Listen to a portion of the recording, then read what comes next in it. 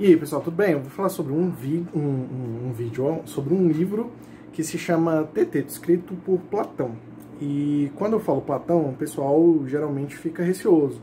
Esses nomes grandes, né, de filósofos antigos e tal, Platão, Aristóteles, Sócrates, o pessoal pensa que vai ser difícil demais ou que é inteligente demais para ele, mas na verdade não. É muito simples, ele era um cara como eu, como você, como a minha prima, como a sua mãe, e assim, é só você se debruçar sobre o que ele falou, o que ele deixou escrito, que você vai entender, né? Você não é burro, você vai entender o que ele falou e vai compreender porque é muito importante para a história da filosofia, para a história do conhecimento em si. Porque esse tal livro, Teteto, é sobre entender o que é o conhecimento. É disso que se trata. A gente dá um nome para isso, que é epistemologia, né? É entender o que é o conhecimento, a essência do conhecimento. E o texto, já indo direto aqui para o texto em si, começa com dois amigos conversando, que é o Euclides e o Terpsion. É um nome esquisito, mas era a Grécia Antiga, né? Como há de se entender aqui, que a gente está falando de um cenário grego antigo. E esses dois amigos estão conversando, Euclides vira para Terpsion e fala assim: olha, Terpsion, eu tava indo para Atenas e tava vindo uma caravana de gente assim, porque tava tendo uma guerra em Corinto, e o pessoal tava indo para Atenas. E entre essas pessoas tinha o Teteto, que era um jovem oficial ali, e ele tava muito ferido, quase morrendo, e o pessoal tava carregando ele para Atenas. E assim, eu lembrei na hora, quando eu o vi, eu lembrei na hora de que uma vez o Sócrates, ele tinha conversado comigo que esse rapaz era muito capcioso, ele pegava muito bem as coisas. E ele chegou a falar uma frase que me tocou bastante, que era o seguinte: olha, se esse rapaz chegar na fase adulta, ele vai ser notável aqui na Grécia. Escreve o que eu tô te falando. E o Terpsion falou: é mesmo? Que jovem é esse e tal? Ele ficou curioso, né? O Euclides falou: não. Era tão assim que Sócrates uma vez conversou com ele e esse diálogo entre os dois foi tão interessante que eu comecei a tomar nota. E toda vez que eu encontrava Sócrates, quando eu ia para Atenas e tal, eu escrevia o que o Sócrates ia me dando de detalhes ali sobre essa conversa que os dois tiveram. A conversa entre Sócrates e Teteto. E só dando uma pausa aqui, você percebe que o Platão, escrevendo esse livro, ele coloca a vida e a morte ali. Olha, se ele chegar à fase adulta, ele vai ser notável.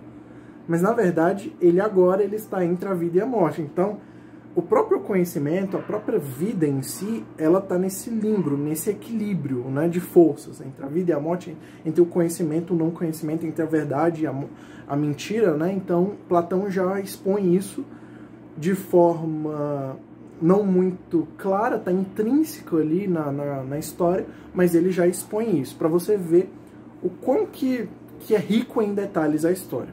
Mas, voltando à história,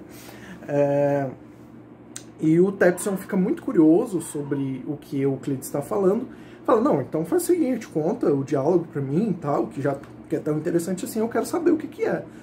E Euclides fala: olha, eu não tenho como eu te falar de cabeça, eu vou ter que pegar os escritos, os manuscritos ali que eu fiz e tal, as notas que eu tomei para falar para você. Não.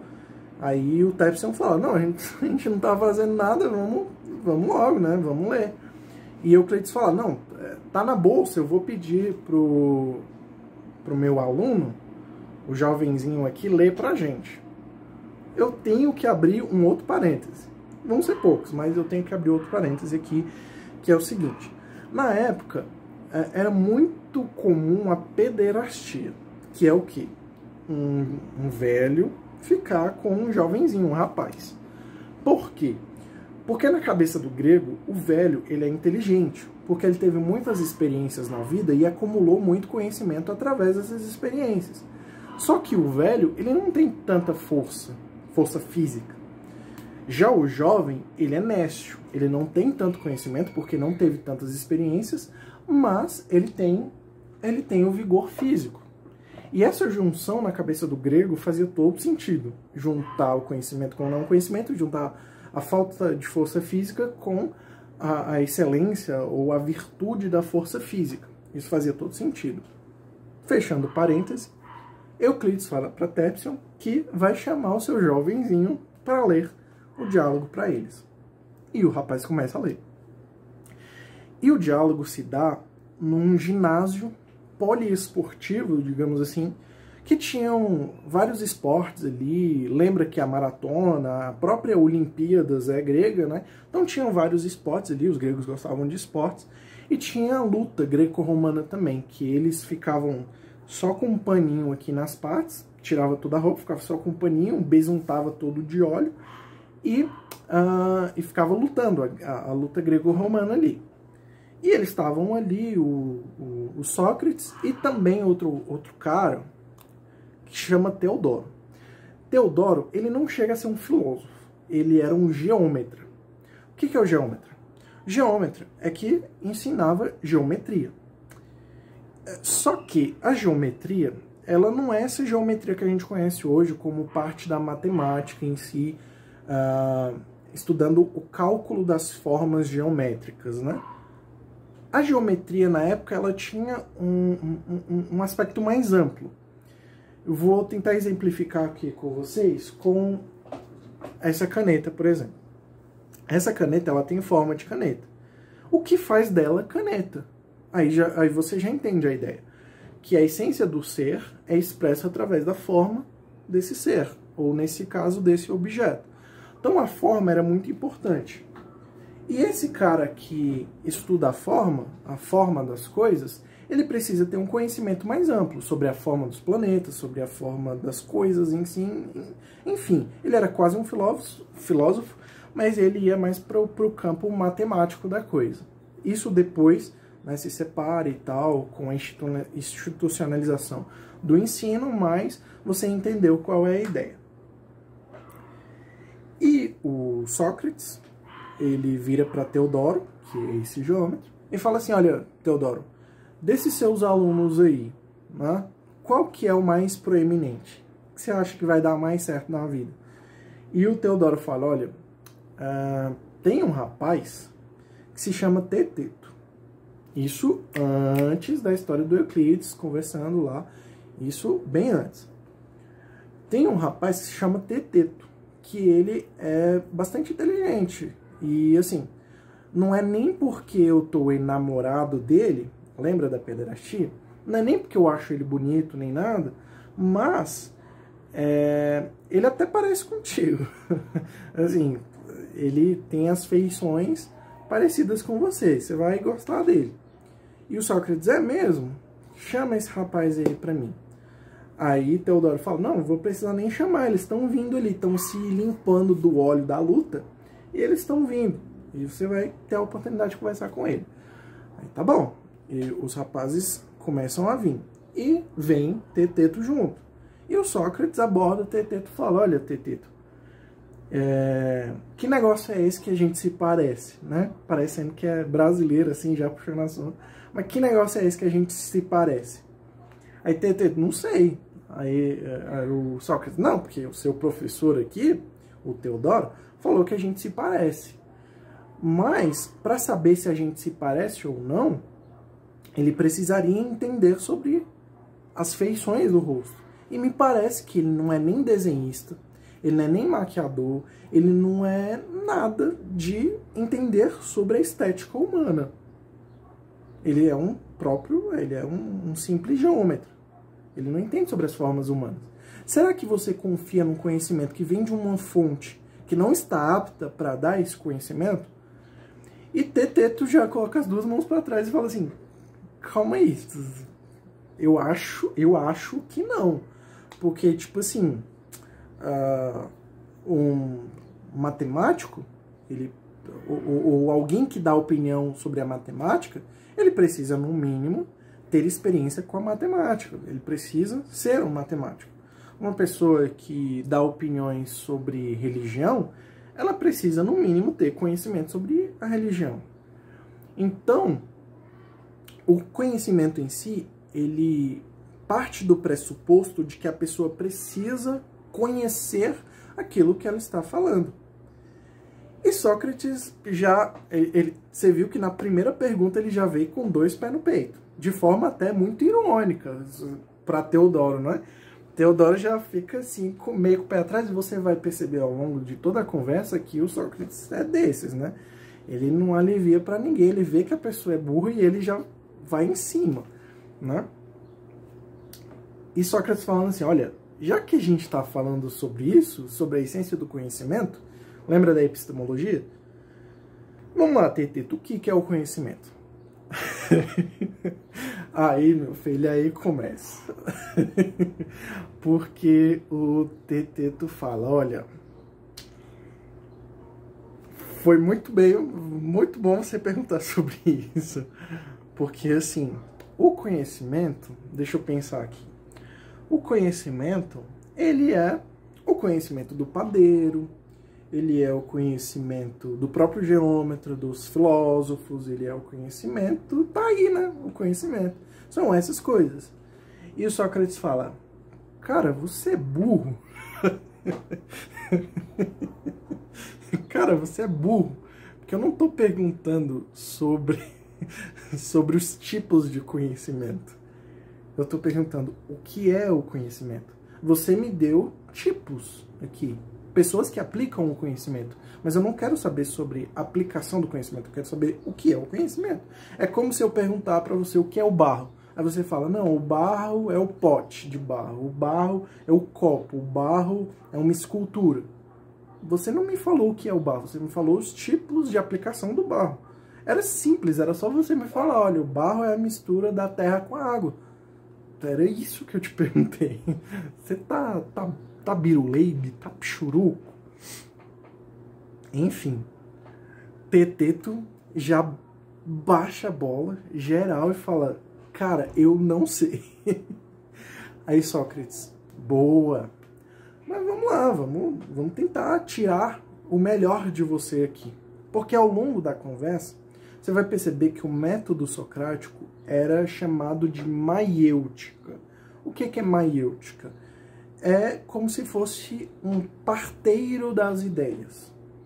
Vou explicar isso para você. Olha, a parteira, hoje em dia quase não tem isso, né? Mais no hospital, com médico e tal. Mas as antigas parteiras, ela ajudava a tirar a criança de dentro da mãe. E às vezes a mãe rangia, doía e tal, e o que a parteira fazia? Dava um remédio, dava um chá, fazia um ritual ali delas e tal. Às vezes a mãe ia lá e mordia a parteira e tal, de dor, né? Só que a parteira ajudava em todo esse processo para tirar a criança. E o que Platão fazia? Ou, Platão não, Sócrates fazia. Platão foi o que escreveu, gente. Sócrates é quem fazia isso. Não que Platão não fizesse, mas enfim, você entendeu.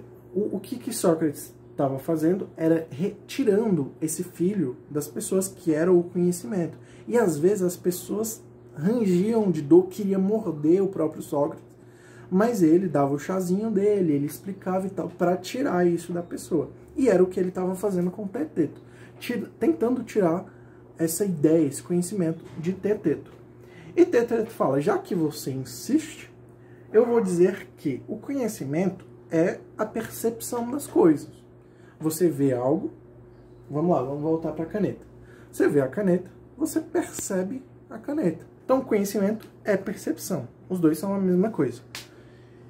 E isso vem tanto de Teodoro, que era professor de Teteto, que ele ensinava sobre a geometria, a importância da forma e perceber as formas, quanto de Protágoras, que era outro eminente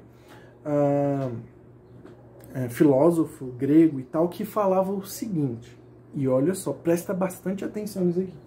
Protágoras falava o seguinte, olha, o homem é a medida de todas as coisas. Se o homem percebe alguma coisa, se o homem percebe que essa caneta ela é uma caneta, isso daqui vai ser uma caneta. Mas se ele percebe que isso daqui é uma arma, isso daqui vai ser uma arma. Então o homem é a medida para saber o que é ou o que não é. Essa era a ideia de Protágoras. Então Teteto ele vai tirar tanto a ideia do geômetra, que era o seu professor Teodoro, quanto do Protágoras. E Sócrates, que não é besta nem nada, vai expor essa ideia e contradizer essa ideia através do seguinte argumento. Olha, se conhecimento é a percepção das coisas, as percepções, elas variam.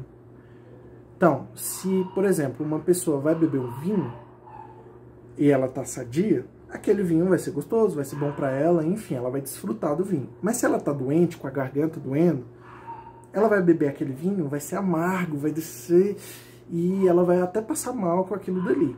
Não vai ser bom para ela.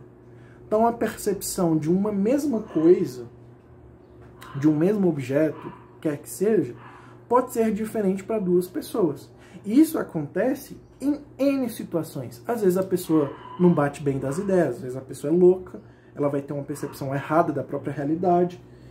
Então, se eu percebo um mesmo objeto sendo e não sendo ao mesmo tempo, frio e calor ao mesmo tempo, ou caneta e não caneta ao mesmo tempo, aquilo dali não é nada. Se ela é tudo ao mesmo tempo, ela acaba não sendo nada. Então, conhecimento como percepção não bate bem, porque as percepções variam. E se a gente está conversando aqui para achar a verdade dos fatos, a verdade ela tem que ser una, ela não pode ser contraditória em si mesma. E Teteto fala, então ferrou, então não sei. Então não sei. Por quê? Porque o Protágoras, ele tinha colocado isso na cabeça de geral. E Protágoras era um sofista da época. Sofista é o quê? É como se fosse um advogado de hoje em dia. Ele é bom no falar. Então ele ensina as pessoas, no texto eles vão chamar de professor profissional. Ele é bom de falar em público, oratória e tal, e ensinar essas coisas para as pessoas. E ele falava o que as pessoas gostavam de ouvir. E ele falava, olha, você é a medida de todas as coisas. E a pessoa ficava, nossa, eu sou a medida de todas as coisas. Então, o Sócrates, o que ele vai fazer? Ele vai tentar bater na tecla de que Protágoras, que era uma eminente pessoa, um eminente professor profissional, o advogado de hoje, ele também poderia errar. E Teodoro vai defender o Protágoras no texto, né? Depois que ele tem essa conversa com Teteto, o Teodoro fala, não, peraí, deixa eu ajudar o menino aqui. Protágoras queria dizer isso aqui e tal. Aí o Sócrates vai falar, não, se o homem é a medida de todas as coisas, por que o porco ou os macacos não são a medida de todas as coisas? Porque eles têm percepções sobre as coisas também. Os animais têm percepções sobre as coisas. E Teodoro tenta ainda defender e o Sócrates fala assim, tá, então por que a gente tem professores que nem você, que ensina geometria? Porque os alunos são a medida de todas as coisas. Então eles poderiam perceber as coisas e ter conhecimento, já que são as mesmas coisas, ter conhecimento sobre as coisas sozinhos, porque eles são a medida de todas as coisas, então não precisa de você, meu amigo. Lembra que eu falei que ele já vai com dois pés na porta? Pois é. E ele já dá essa no Teodoro. Então o Teodoro, ele já fica quietinho e o Sócrates chama ele para conversa e o Teodoro, não, eu sou velho demais para essa conversa. Vai conversar com o jovem mesmo, que ele tá mais aberto e ele tá na sua. E Sócrates, tá, então vamos voltar à conversa com o Teteto. E o Teteto, ele fala assim, olha, eu não sei. Aí o Sócrates vai falar, não, eu tô tentando tirar de você o filho, vamos lá, você tá sentindo as dores do parto. Vamos lá, o que é o conhecimento? E o nosso amigo Teteto vai falar, conhecimento é a opinião verdadeira sobre as coisas. Então, se eu opino sobre algo, aquilo é verdadeiro para mim, aquilo é o conhecimento em si. Aí Sócrates fala assim, isso está me parecendo errado, meu amigo, porque as pessoas opinam muita coisa sobre quase tudo. Sobre tudo, na verdade. As pessoas têm opinião. E opiniões contraditórias.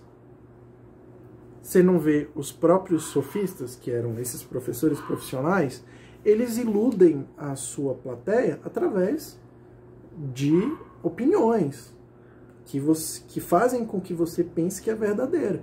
Por exemplo, um advogado na frente do juiz, ele pode tentar convencer o juiz de que o assassino é uma pequena vítima do sistema.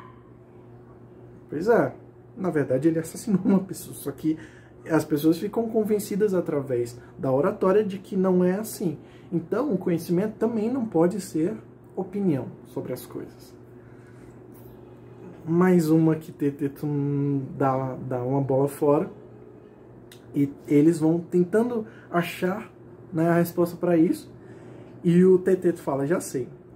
Conhecimento é opinião verdadeira, só que bem argumentada, através de um raciocínio lógico. Que isso se dá através da clareza do que você está falando, tentar deixar claro o que você está explicando e você tentar definir os objetos daquela conversa. Então você deixar muito bem claro o que você está falando, isso vai ser o conhecimento. Aí o Sócrates fala, olha, mas a gente cai na mesma.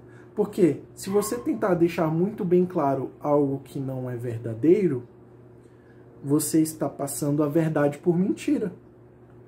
E lembrando que o conhecimento não pode ser um conhecimento falso sobre as coisas.